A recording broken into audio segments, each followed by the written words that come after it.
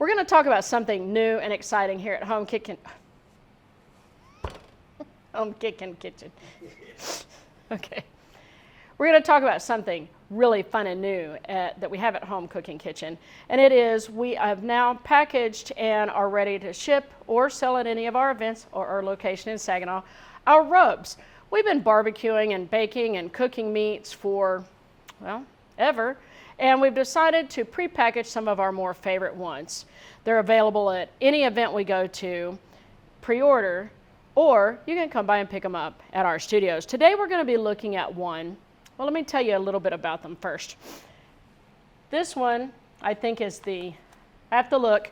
This is the Rub It. You'll look for the little fun cow on there. This is an all-purpose. It's great on fish. It's great on vegetables. It's really good on beef. You can use it on pork or chicken. This one is the Rub My Butt. This one's for your pork. Cute little pig wants you to rub his butt. It's a little sweeter, a little bit of kick, but not a lot. That one's great for those big pork shoulders or racks of ribs, you name it.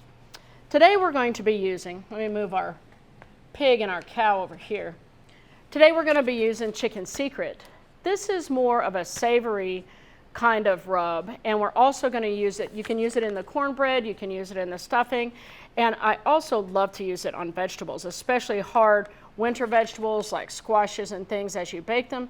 It's really a delicious flavor. This is more of a savory, sagey, basil-y, garlicky, yum.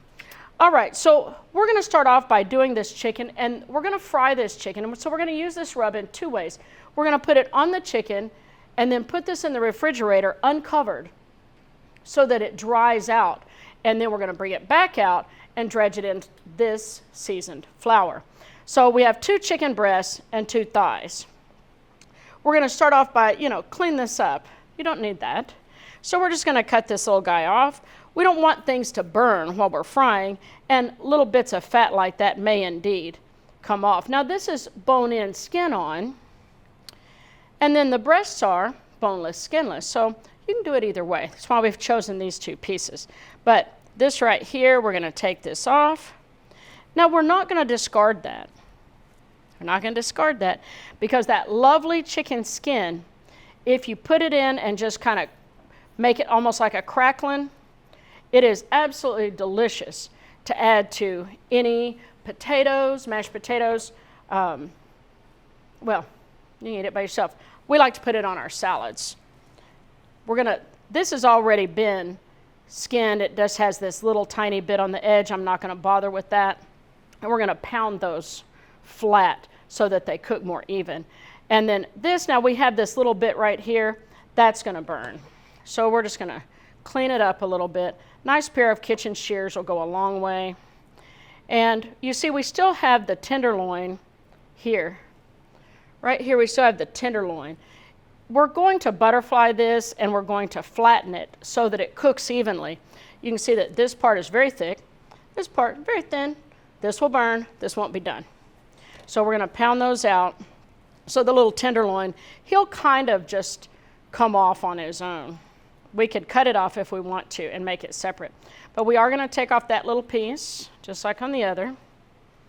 You can just kind of follow where the fat is, and that's going to be where there's another joint to that muscle.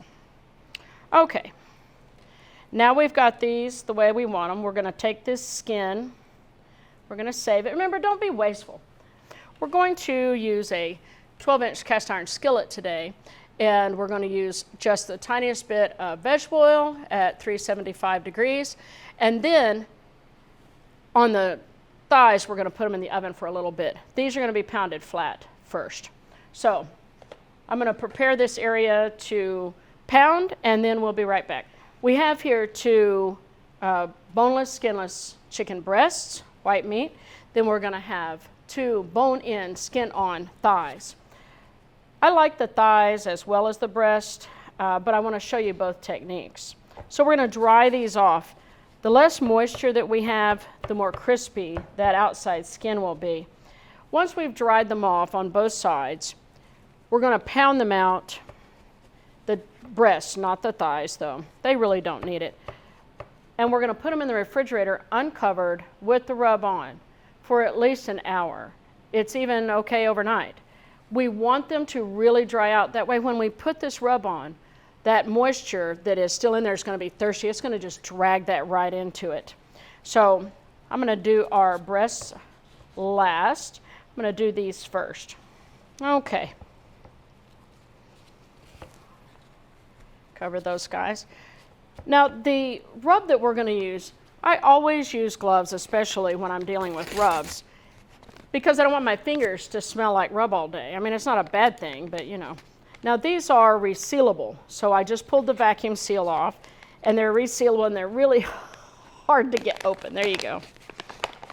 Okay, so I'm going to loosen the skin. Man, you should smell that. Okay, so we're going to loosen this skin underneath because I want to put some of the rub underneath here. I just found a little open pocket, and I just put my thumb underneath there. Found the little open pocket, and I'm going to put my thumb underneath there. I want that rub to go under it as well as on top of it. So I'm just going to take a little bit of rub in my hand. I'm going to lift, beep, his little skirt. And I'm going to put that rub all over there. Now I'm using this board. Yes, I'm going to clean the board, which brings to mind, does it have to be plastic? No. Wood can be cleaned just as well. I like the way wood is. I like the way it feels. I like the way I can do it. Now I do have several plastics. It's up to you, but we are using wood today and it's totally acceptable. Lift this little skirt, put the rub in there, make sure it's well distributed. And then I'm going to just use the rub that's here on the board. Get it all done. So, do I have different cutting boards for different things? You betcha. This one I use a lot for meats, but I also have ones that I use for just onion and peppers. You don't ever want to cut a peach on there because, guess what? It may indeed taste like garlic, onions, and peppers. Okay, so this young man is ready to go. Okay, I'm just using a half sheet with a rack inside, and I'm going to place them skin up.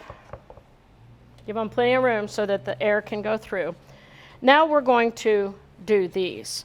Butterflying is really easy, and it's the best way to do your chicken breast because, again, that cannot cook even, thick and thin. So, okay, so this is the thickest part, the thinnest part. So we want to start here. Let me move this. We want to start here, and we want to just make it to where it's all about even. So we're going to start at the top of the breast, just very gently take your knife, put your hand flat on top, and just drag right through. Now, don't cut it in half. We only want to do this. Now, as that opens, you can take your knife and open it a little bit more, and we want it to be flat. Okay, that one's ready. We're going to turn this one over like this. We're going to put him right here in the middle of this, and we're going to think that this plastic wrap is going to cover it.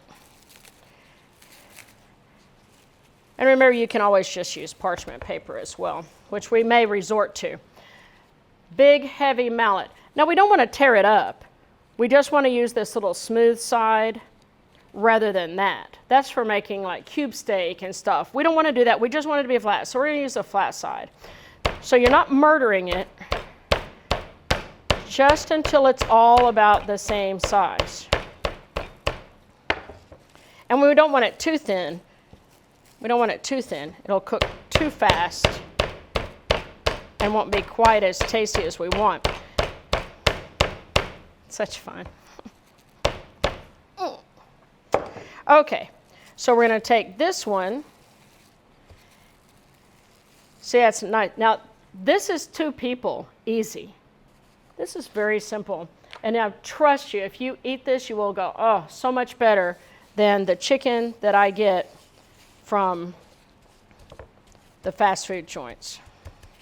Okay, so we're going to turn him over. I'm going to pick up the rub here. A little bit more. Rub him, rub him, rub him. We want him to be well coated. And off he goes over here. same thing. Now I'm going to kind of gather up some of that rub. There we go. Put a little more here. Really rub it on that meat. And remember, we're going to let this sit in the refrigerator uncovered for at least an hour. And while we're doing that, we're going to season our flour for our frying. Now, do we have to season the flour? Do we have to use flour? Do we have to fry? All of the answers to those is no, no, no, no. You do not have to fry. You do not have to make a flour coating. You could put this in the oven the way it is and bake it off just fine. If you wanted a fried chicken type effect and you're using an air fryer with a tiny bit of oil, use the ones here, drop them in there, but make sure these are really dry and that rub is adhered. It'll really make you a delicious air fried frying chicken. Today we're going with traditional methods of using that. So give me a moment, I'm going to clean up, change my gloves, and I'm going to show you how to make the flour that we're going to dip this in before we fry it. Okay, we're going to prepare our flour coating for the pan fried chicken. We've got our cast iron skillet over here. It's a 12-inch because we have 4 pieces, but 2 of them are really large, so we're going to cook 1 of those at a time. You also could do this in a cast iron enamel Dutch oven, one that is this. So this one's, I think it's a Martha Stewart. They're fairly inexpensive. The enamel doesn't wear as well as like the La Crusette, but $15, $20, $400. I don't know, you do the math. But that is a good cast iron. The reason, again, we want cast iron is we want it to be heavy enough to hold that heat. We need this oil in the bottom to get up to 375. We're not deep frying, we're just going to pan fry on either side. The breasts will cook all the way through. The thighs we're probably going to put in the oven to get that 165 before we pull it. So let's look at our rub. This is just about a half a cup of all-purpose flour. We've added nothing to it. I'm going to add the rest of our chicken secret rub. And we're just going to mix this in. Now this isn't going to be a heavy, this is not a hot rub or a spicy rub. This is really savory. This is good also with turkey. It's great inside stuffings. So we've mixed this. Now we're going to get our chicken out of the refrigerator. It has been in there drying, so it'll be really dry. We are not going to use an egg wash. We're just going to lightly dip it in this flour. And over here we've got just a little bit of, you can use Crisco, vegetable oil. Of course, we don't want to use butters or anything like that. And we are at 208 degrees, so we got a little bit of heat ready still to go. We really want that to be at a nice 375 when we put that in there. And we'll be back in a minute when that's up to temp. So what we want to go for is 375. Now we don't want to touch the bottom of the pan. We just want to touch the oil and not take it out of the oil because we're doing it backwards. 376, I'll take it. Okay, if you don't have this, Grandma's way works too. You just take a little pinch of flour, and if it fizzles up, it's ready to go. We're going to take our big breast. I'm going to pull this tenderloin off, and we're going to use just the breast. I'm just going to lightly dip it in the flour. I'm going to shake that off. I really don't want this to have a big flour coating. This is just enough to give it a little extra crunch. And I want to make sure that all the little spots are done. And remember that when you are putting something in oil, you want to do what? Shake it and put it in the oil away from you. So just kind of give it like this, put it straight into there. That's going to cook. And while he's cooking, I'm going to cook his little tenderloin friend. This is great. Dickie Meatloaf will enjoy this. Okay, also the same thing. Just kind of give him a little and then just lay it carefully away from you. Now, if you don't want to do that with your hands, you can always use a pair of tongs. Although I'll tell you, can you do this? Can you pick this up without doing this? Has to be 3. If you can do that without doing that, something not right with you. As soon as this is done, we're going to cook it about 5 minutes aside. Then we're going to place it over onto the cooling rack and let it cool. So we're going to do 5 minutes on one side, 5 minutes on the other side, and we're going to let it continue to cook over there. And we're going to do these next. Our chicken, now remember we didn't crowd it very much because we want that hot oil to stay hot around it. Every time you put something in there, it's going to drop the temp on that oil. And we don't want our food to be greasy. The number one reason why food is greasy is that it fried in too low of an oil and it was not hot enough. So we're going to take a quick peep. Let me turn him around so you can see him. This is our little tenderloin.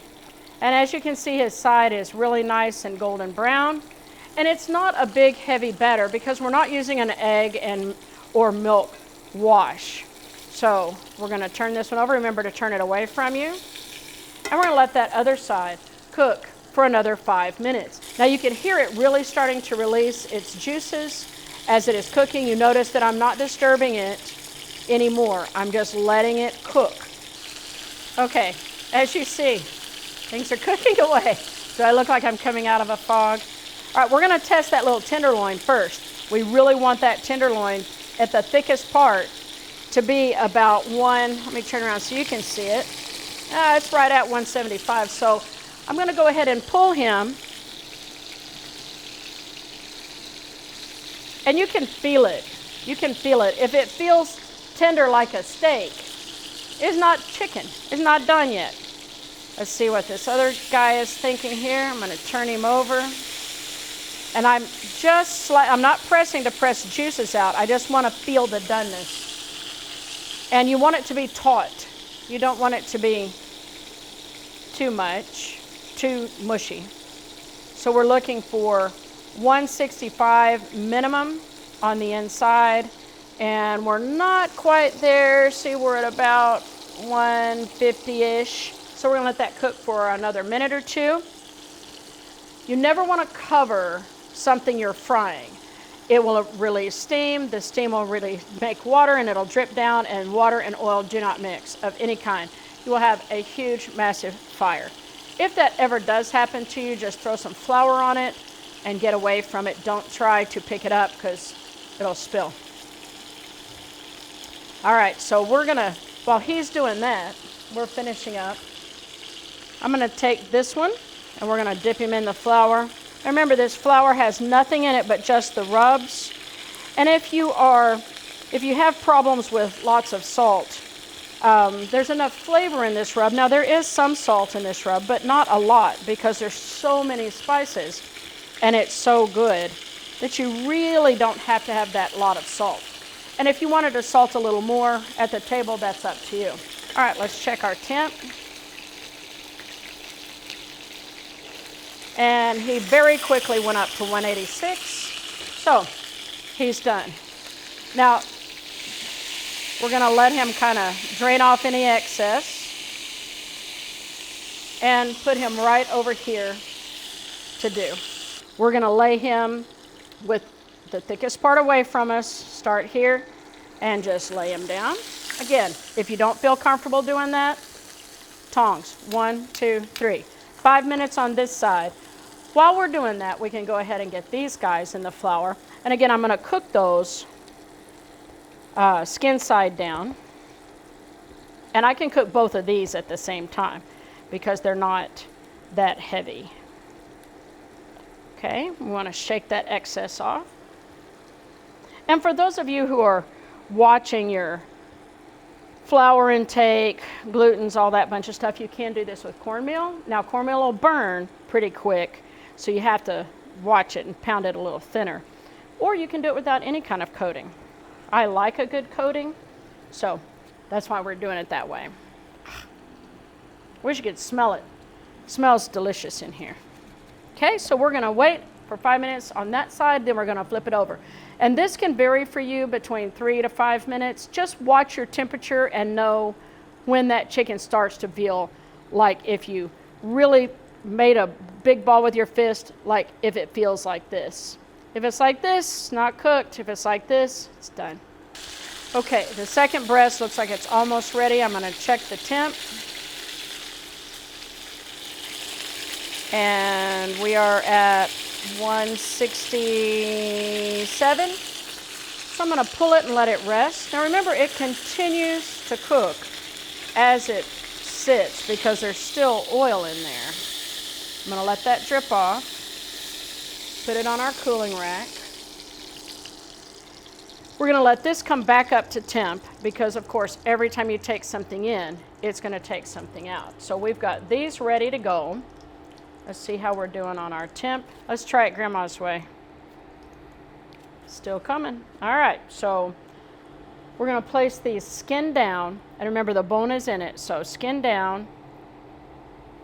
We're going to put those right in there. And right in there.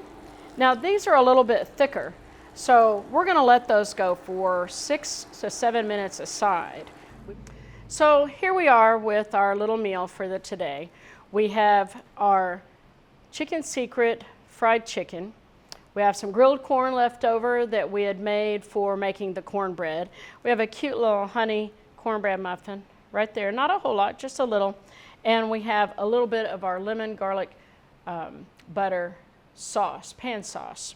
Again, we want to be light and easy with this, so there's not a lot of flour on here, no butter on here, just straight off the grill, and then this light pan sauce and this cute little muffin.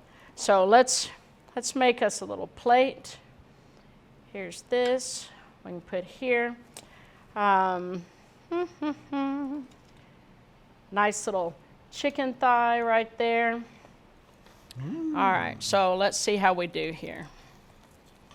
All right, that looks like a good bite. I don't cut his meat. I don't know why I just did that.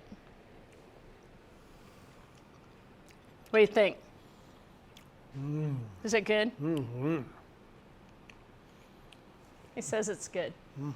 So here we are, a little light pan butter, garlic, and lemon sauce, some very lightly breaded and fried chicken, oven fried and pan fried, using our Chicken Secret rub, a little bit of sauce, some grilled corn, and don't forget little honey muffin corn muffin. Add a good beer or a michelada to this.